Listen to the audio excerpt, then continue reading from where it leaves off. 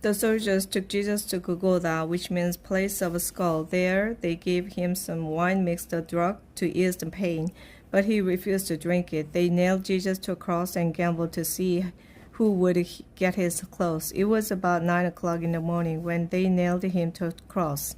On it was a sign that told why he was nailed there. It read, "This is the King of the Jews." The soldiers also nailed 2 criminals on crosses, one to the right of Jesus and the other to his left. People who passed by said terrible things about Jesus. They shook their heads and shouted, "Ha, so you are the one who claimed you could tear down the temple and build it again in 3 days. Save yourself and come down from the cross." The chief priests and the teachers of the law of Moses also made fun of Jesus. They said to each other, "He saved others, but he can't save himself. If he is the Messiah, the King of Israel, let him come down from the cross.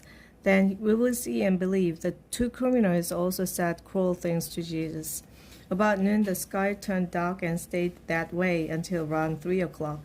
Then about that time, Jesus shouted, "Eloi, Eloi, lama sabachthani," which means, my God, why have you deserted me?" Some of the people standing there heard Jesus and said, "He is calling for Elijah."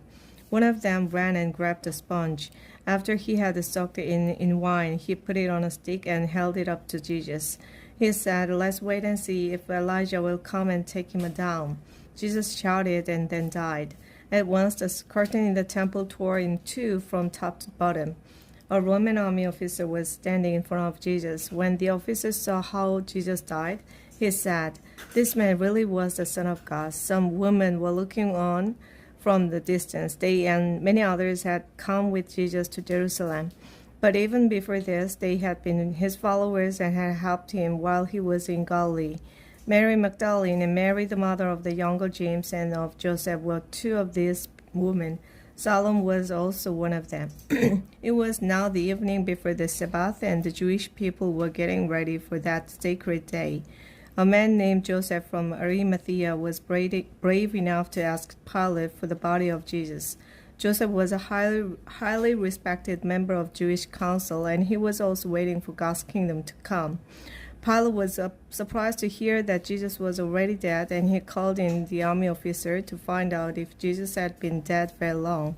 After the officer told him, Pilate let Joseph have Jesus' body. Joseph brought a linen cloth and took the body down from the cross. He had it wrapped in the cloth and put it in a tomb and had been cut into solid rock. Then he rolled a big stone against the entrance to the tomb. Mary Magdalene and Mary, the